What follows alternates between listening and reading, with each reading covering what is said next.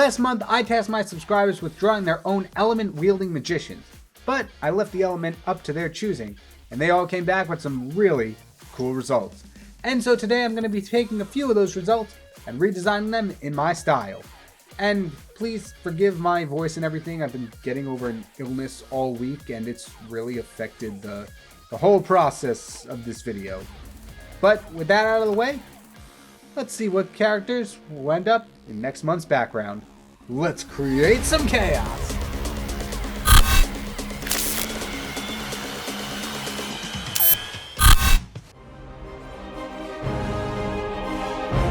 First we have a submission from Vilrix, who submitted the Chain-Gician. I think I'm saying that right. And the lore goes as follows. The Chain-Gician, a warden warlock stationed at the Dungeons of Kingdoms. As the name implies, the Chain-Gicians create their own chains, infusing their dark magic in the ground to create them. Once the chains are created, they're used for cells in any way. These are also much stronger than anything made by humans, which makes them sought after by blacksmiths and thieves. Although they may seem like they are people in armor and masks, they are not human. Chain-Gicians are the wardens of dungeons, keeping deadly creatures and criminals restrained at all costs. As they do not acquire any form of break, they are the perfect wardens. Chain-Gicians do not talk, but will nod their head to show that they're listening. The armor and the mask they wear are infused on their bodies, making it impossible to know what they are without it. But we don't need to know. Do we? Its weaknesses are sunlight, as it disorients their vision and makes their dark magic significantly weaker. The Chain-Gicians only obey individuals who are powerful in the arts of dark magic. Any dark magic user who is deemed weak by the Chain-Gicians are to leave the area immediately, so as to not get restrained and possibly killed by them. Overall, I think the design looks really cool, and I love the idea of the chain magic, not like metal, but like chains specifically, and using that as like prison guards. I thought it was a really cool concept, and so for my redrawing of it, I wanted to have him striking the ground, or have the Chain-Gician striking the ground with the dark magic like you wrote in the lore, and have the chains shooting up from this like summoning circle that he's going with.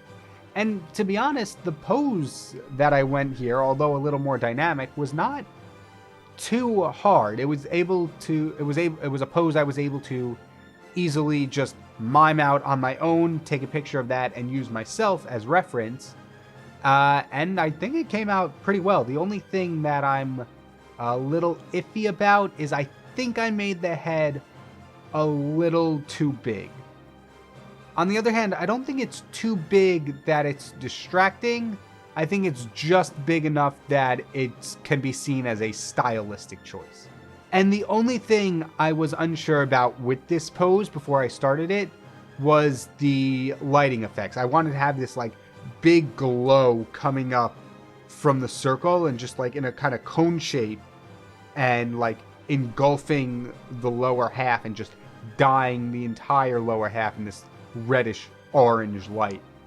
And for the most part, well, the thing about that is when it comes to more abstract things like light trails and magic and energy and stuff like that, I struggle a little more of how to map it out and render it, because with magic and light and stuff where there's lots of transparent bits, it's very hard to make line art for.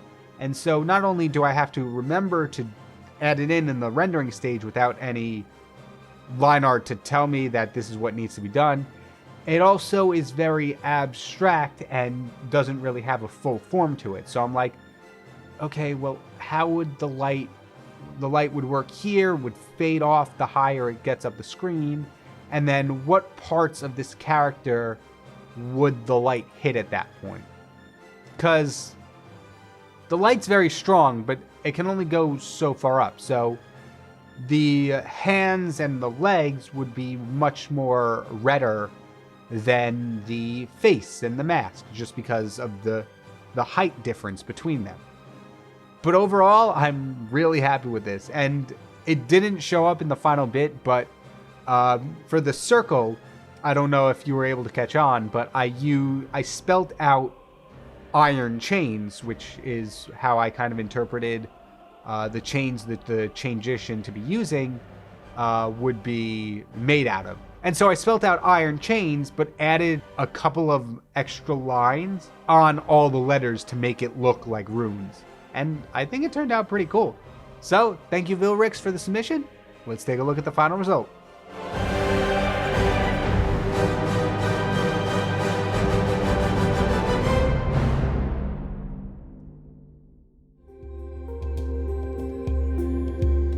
Next up is an email submission from Dragons Are the Bomb.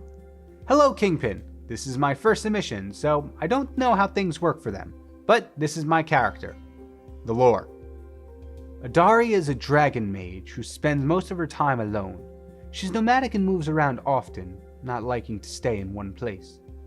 Her magical aid is highly sought after. When found, she will use the blue enchanted stone to compare the purity of one's soul to darkness.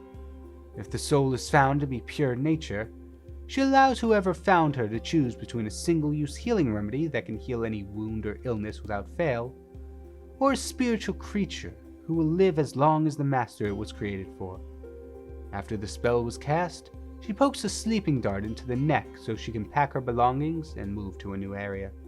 The dart's effects will wear off in a few hours, and the recipient will wake up alone with their inactive creature, or a small, fang-shaped vial of the Master Cure.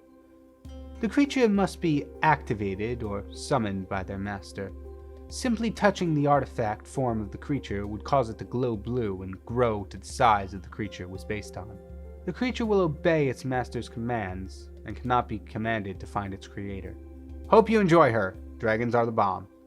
First off, I enjoy this one so much. The colors are amazing. That tealish blue that you have for all like the secondary colors looks really good, and with the whole like wavy kind of pattern, I don't really know how to describe it, but what you have on like the bottom of the mouth and the chest looks so cool. It just really adds to that mystic feel.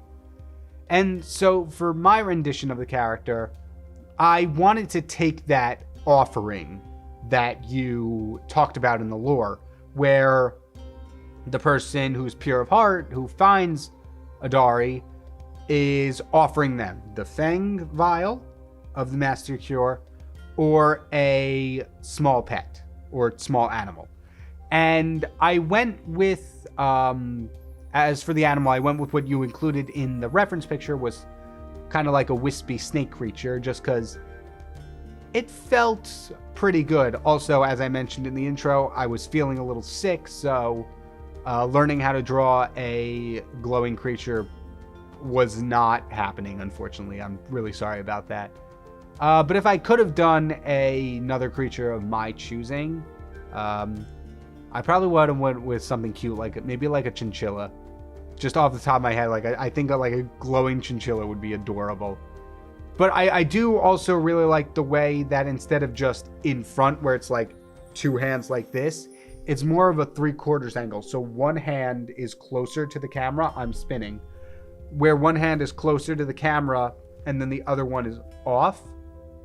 So she's like, you can have this or this, like kind of leading you onto which one to take more, and looking directly at the camera as like if telling the viewer, like, you're the one who found her, you're the one who gets to make the choice.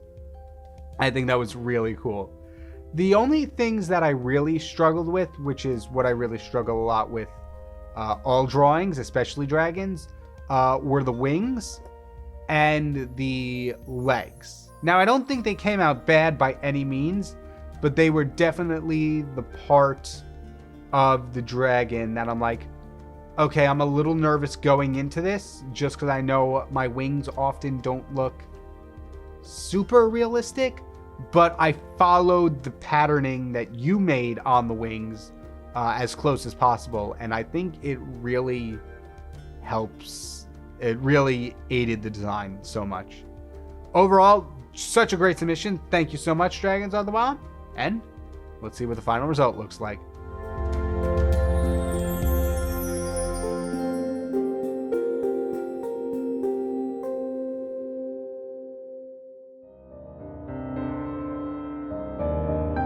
Before we go into this last one, I want to point out that, like I said, I'm recovering from a small illness, so I was only able to get 3 drawings done for the redraw this week. I'm really sorry. I usually shoot for 4, but I was taken out for like a day and a half, which absolutely destroyed me being able to work on anything. Like, it is like 2 days before this video goes out that I'm actually recording this because my voice just hasn't been there.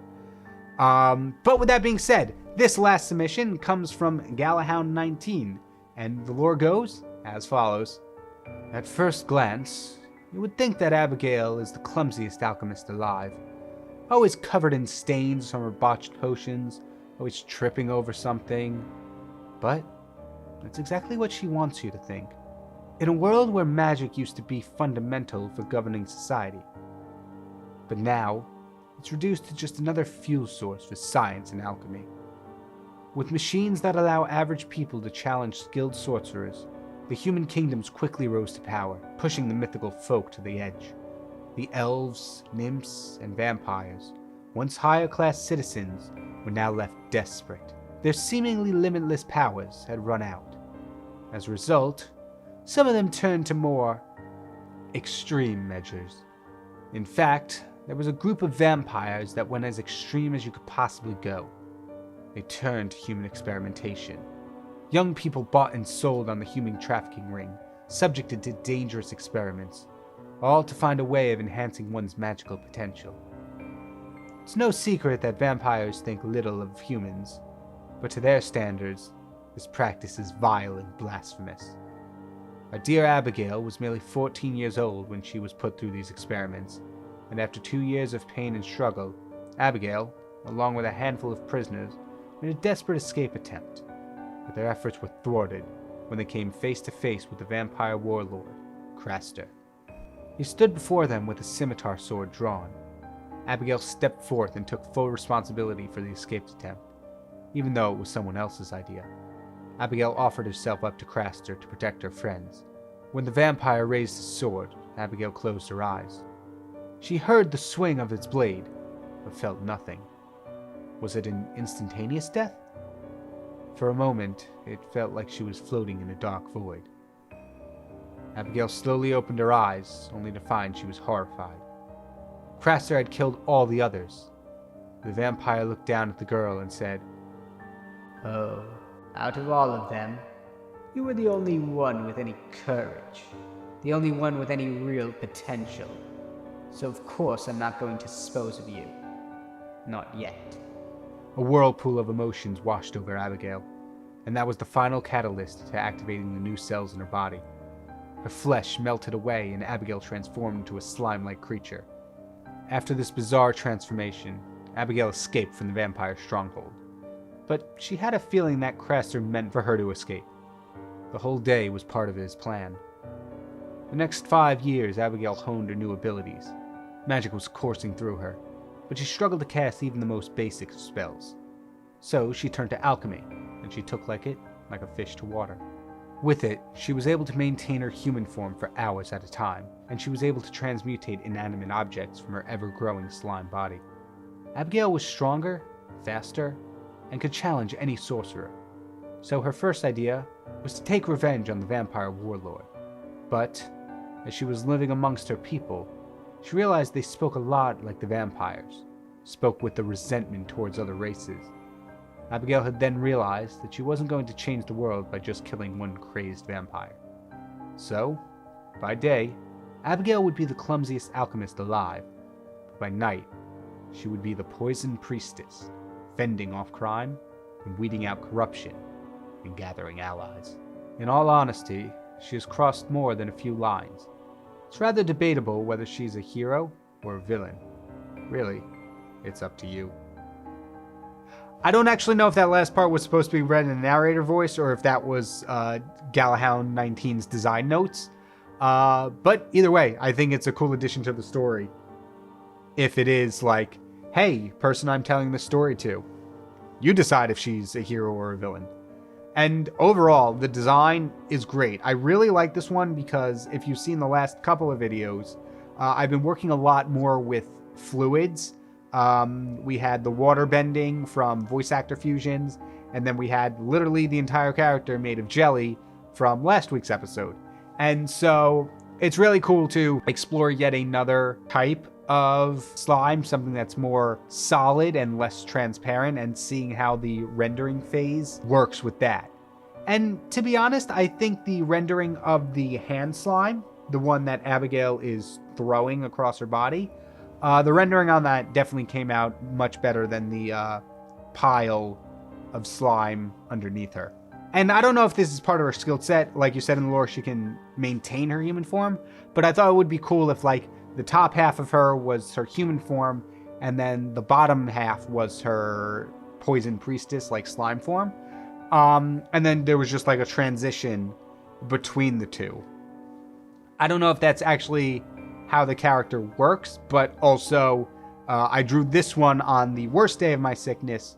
So much like the pet from the last drawing, legs were just not happening. I could not find it in me.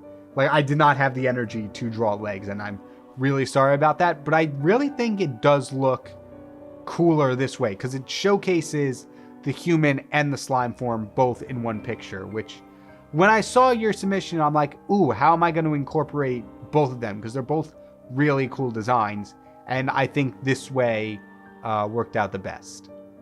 But once again, thank you so much for the submission, and let's take a look at our final image of the episode.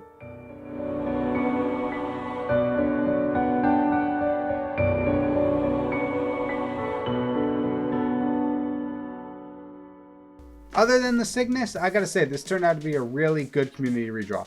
I apologize once again for not being able to do 4, but I did not have it in me. I'm really sorry. But thank you so much to everyone who did submit, and a special thank you and congratulations to those who were chosen: Vilrix, Dragons Are the Bomb, and Galahound19.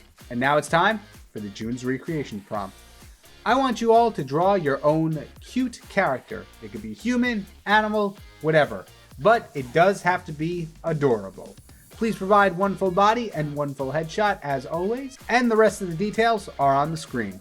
And that's all I've got for you today. If you enjoyed the video, feel free to hit the like and subscribe button. My name is KyngPin Creations, and I will see all of you next time. Take care, everybody.